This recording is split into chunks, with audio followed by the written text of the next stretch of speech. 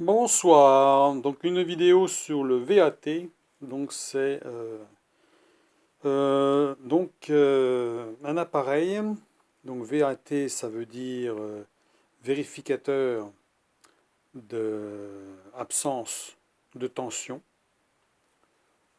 donc il est donc prévu pour voir s'il y a du courant ou pas de courant dans un circuit. Voilà. Hein, dans un tableau, une boîte de dérivation, là où vous allez travailler. C'est donc l'appareil normalement qui est prévu pour ça. Contrairement, alors on ne peut pas comparer qu'un multimètre, hein, c'est pas un multimètre. On contrôle une tension, donc on a des tensions différentes. Il y a aucun bouton là-dessus, aucun interrupteur, c'est que des voyants. Et on a une fonction donc de contrôle de tension de 12 volts jusqu'à 690 volts. Un voyant de danger, un voyant pour la continuité, un voyant pour les piles. Il y a des piles à l'intérieur, mais même si on retire les piles, il va toujours donner la phase. Voilà. Il sera toujours indiqué avec le petit voyant AC ici, et deux voyants plus et moins en DC, courant continu, qui est en cas, si on utilise donc le plus sur le plus, on aura le plus. Si on met le plus sur le moins, on aura le moins. Voilà. Donc il est équipé donc avec un protège-pointe de touche. Hein. Voilà. Et donc on peut mettre les petites protections. Là, il y a des protections plastiques pour mettre en bout là. Ou alors on défait ceux-ci et on peut les mettre aussi dedans, puisqu'il y a l'emplacement aussi pour les mettre dedans. Pour ne pas les perdre. Donc ces petits embouts là sont prévus pour des prises, les prises murales ou les prises, voilà. Vous voulez tester, hein, donc il faut enfiler, c'est la même largeur qu'une prise normale, donc ça rentre dedans. Voilà. Là, il n'y a pas de courant, rien ne s'est passé, bien sûr. Hein. On peut dissocier les deux, bien sûr, hein, donc pour tester, hein, voilà, droite, gauche, hein, vite fait. Donc c'est bien pour les tableaux, tout ça. Donc retirer ça si on veut tester dans les dominos ou autre chose, ou dans les petits wagos, hein, on peut tester dedans. Cette position-là est bien pour tester les prises. On peut tester aussi la phase, hein, si on est bon au niveau des phases. Sur la phase, hein, voilà, la phase neutre. Hein. Donc on va tester hein, en même temps. Hein, donc voilà, il a un fil assez long hein, quand même. Hein. Donc c'est de la marque quand même correcte. Hein. C'est quand même pas de la marque bas de gamme. C'est l'entrée de gamme quand même. Ça veut dire que c'est l'entrée de gamme, on a bien meilleur, hein, avec des fonctions supplémentaires. Voire un cadran, affichage digital pour avoir des valeurs qui vont indiquer les valeurs. Contrairement ici, il y a des voyants qui indiquent les valeurs. Voilà. C'est la seule différence. Celui-là, c'est le plus simple. On peut contrôler toutes les tensions, bien sûr, hein, jusqu'à 690 volts. Hein. C'est déjà pas mal. Donc on va le tester. Alors pour le tester, on va prendre une prise, on va brancher dessus. On va mettre ça par exemple.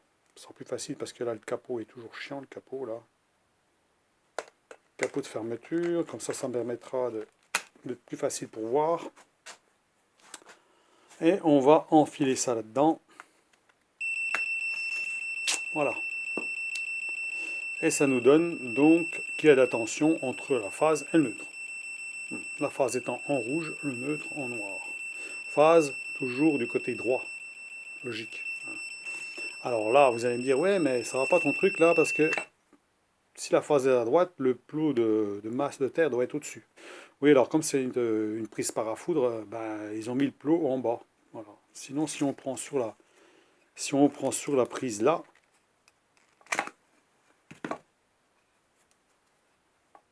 le plot est au-dessus. Et quand je le mets dessus, si je mets le plot au-dessus là, il se retrouve au bas là. Voilà. Et donc la phase est à droite, et là la phase est à droite. Mais sauf que le plot est décalé. Voilà. Donc là, si on veut le mettre dedans, ben, on fait pareil. Voilà.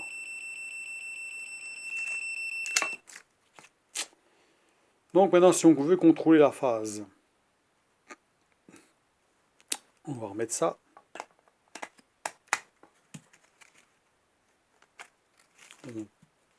on le contrôle avec ça. On contrôle avec la partie jaune. Et on va insérer dans la phase. Voilà. Rien là. Et si on veut savoir s'il y a du courant entre la phase et la terre, on touche la terre et on a de la tension. Voilà.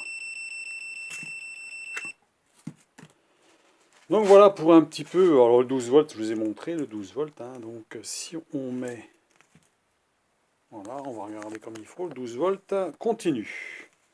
Plus sur le plus, masse sur la masse, c'est le 12 volts qui s'allume avec le plus, le petit voyant plus. Et si on fait le contraire, ça marque 12 volts, toujours pareil, et le sur le voyant moins, au bas. Voilà. Qu'est-ce qu'on pourrait dire d'autre? Donc pratique parce que vous avez une partie dans une main, une partie dans l'autre main, donc c'est facile de faire le contrôle. Hein. Voilà. Le continuité aussi, on peut contrôler. Alors la continuité, ici, alors on touche d'un côté, on touche de l'autre. Et là, on a la continuité qui s'allume. Alors bien entendu, on va avoir tous les voyants qui vont s'allumer au bout d'un moment parce qu'il va y avoir un autotest en même temps. Si on laisse comme ça, voilà, il y a un autotest. Il faut savoir que ce genre d'appareil-là, il faut toujours faire un autotest au démarrage. Quand vous voulez faire votre contrôle, vous testez, vous maintenez comme ça. Vous attendez 5 secondes environ. Et vous lâchez, tous les voyants s'allument. Donc là, il est opérationnel. Vous faites votre test et quand vous avez fini, vous recommencez votre test. Pour voir si votre appareil est toujours fonctionnel. Pour être sûr qu'entre votre contrôle, du début du contrôle jusqu'à la fin du contrôle, il a fonctionné. Voilà. Alors, un truc que je voudrais tester, par exemple.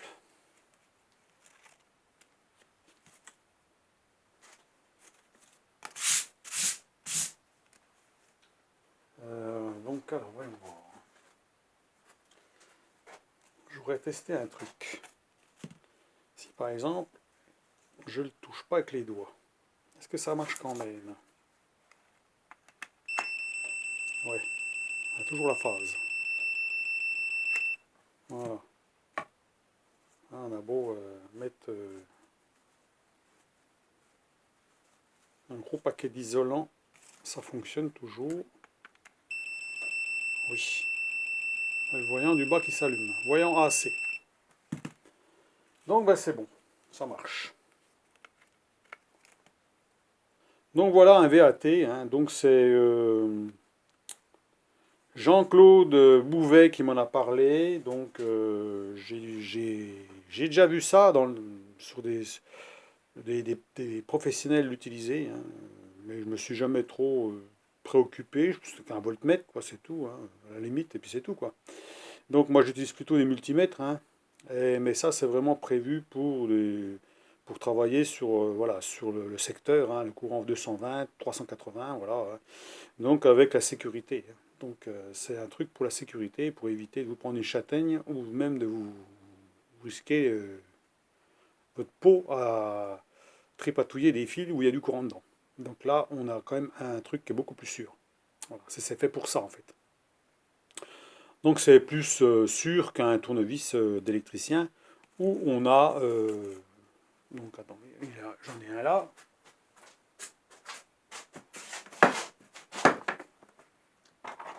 Deux modèles.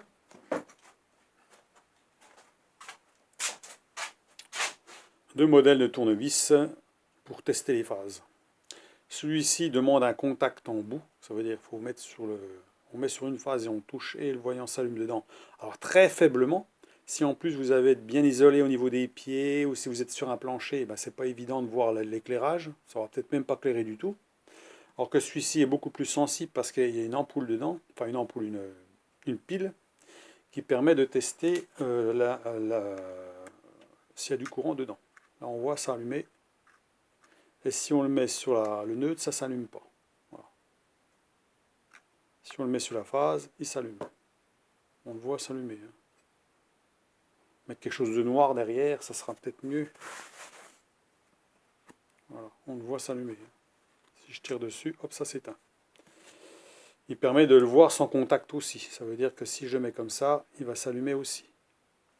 Sans contact. Là, il y a la phase, là, il y a le neutre. Là, il y a la phase, là, il y a le neutre. On peut savoir aussi dans le fil. Ici, le fil, là, s'il y a la phase qui parcourt dans le fil. S'il y a une phase dans le fil. Ah, bien entendu, si le neutre est coupé, on le verra. Ça va quand même s'allumer. Donc, en fait, ça vous donne un contrôle, mais ce n'est pas un contrôle effectif. Ça veut dire on ne peut pas savoir si un neutre qui est coupé dans le fil parce que c'est tortillé par exemple, le neutre il se coupe et la phase n'est pas coupée, et ben à ce moment-là ça va s'allumer quand même. Vous allez dire ah ben c'est pas le fil, c'est autre chose. Donc là il faudra un contrôle de continuité. Et là le contrôle de continuité, eh ben, il faut le faire avec un multimètre ou un appareil comme ça, hein, on peut le faire aussi. Hein. Donc pour ça, ben, c'est simple, hein. Vous déconnectez l'autre côté de la rallonge ou de la prise. Voilà.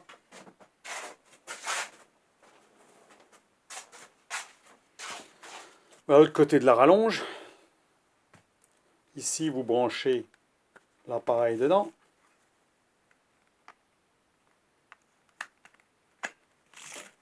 Voilà. Et là, bien entendu, là, il faut chanter les deux. Voilà. Donc on va prendre, je sais pas moi, n'importe quoi, hein, quelque chose pour chanter. Hein. On va chanter les deux. Un couteau. Ouais, un couteau ou un fil ou ce qu'on veut. Hein. Voilà. Donc on regarde. Ça sert à ça la continuité aussi. Par exemple une rallonge, hein, on peut savoir si c'est bon ou pas. Donc là, je chante les deux parties mâles. Voilà. Donc là, il n'y a rien de coupé. Voilà. Tout bêtement. Là, j'ai fait le contrôle total de la rallonge. Après, on peut faire le contrôle de la terre aussi, bien sûr, hein, avec la terre, savoir si c'est bon ou pas. Hein. Donc, on peut contrôler tout. Voilà. Donc, c'est pour ça que c'est bien. Hein. On contrôle avec un multimètre aussi. Hein. Donc, c'est pareil. Hein. C'est pour donner un ordre d'idée.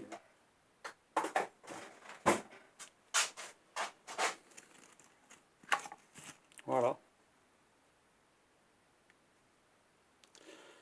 Donc, produits plus destinés à des professionnels ou des artisans, des personnes qui sont aguerries aux travaux électriques, hein, dans des pavillons, bâtiments, etc. etc. Hein.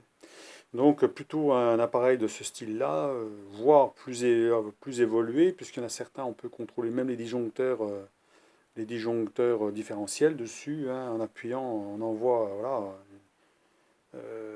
une tension, je ne sais plus quoi, pour que ça fasse disjoncter hein, les différentiels. Et puis on a aussi certains avec des cadrans qui servent aussi de multimètre en même temps. Hein. Mais bon, le prix évolue aussi, bien sûr. Donc voilà pour le contrôle, tout bête. Hein.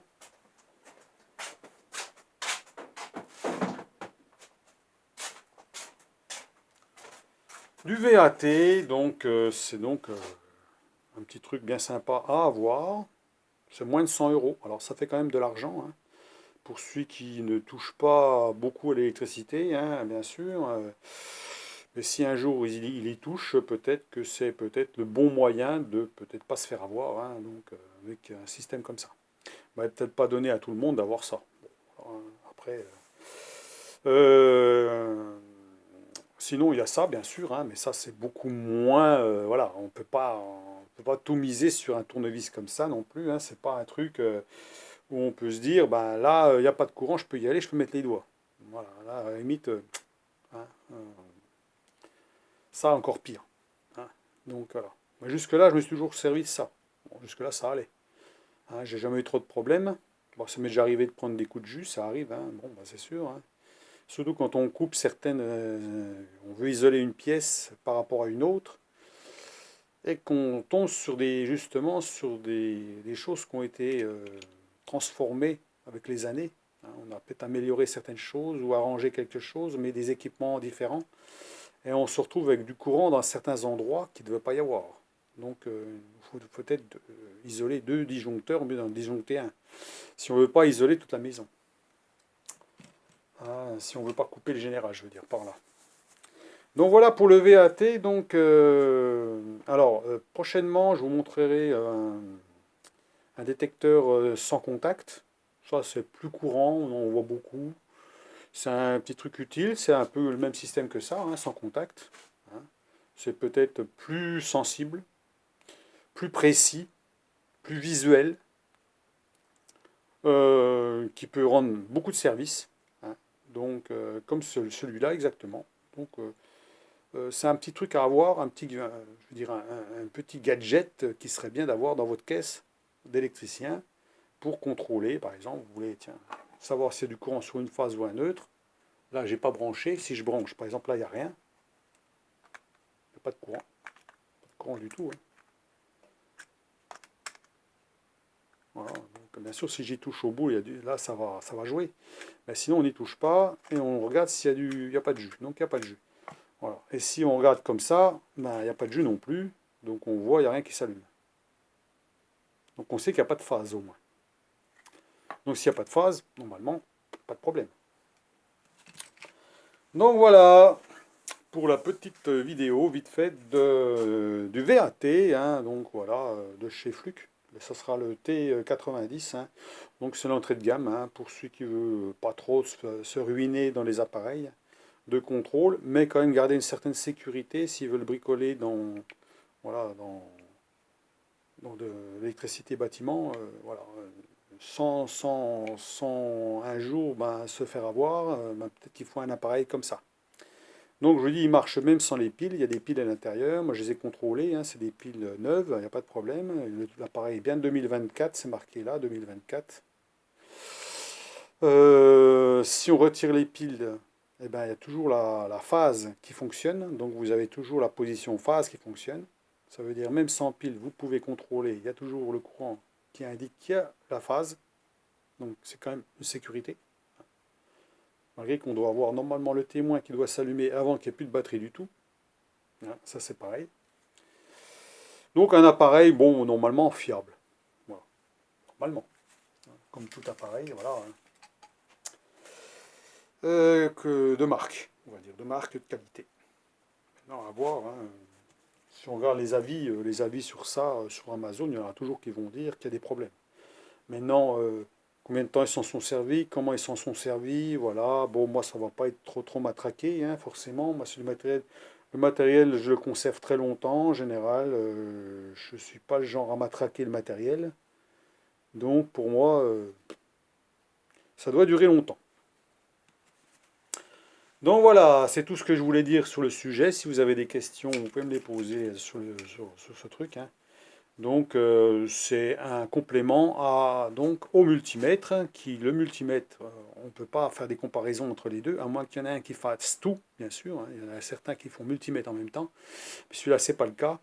Donc c'est bien d'avoir le multimètre à côté pour pouvoir faire des contrôles de précision, si on veut des contrôles de précision et diagnostic.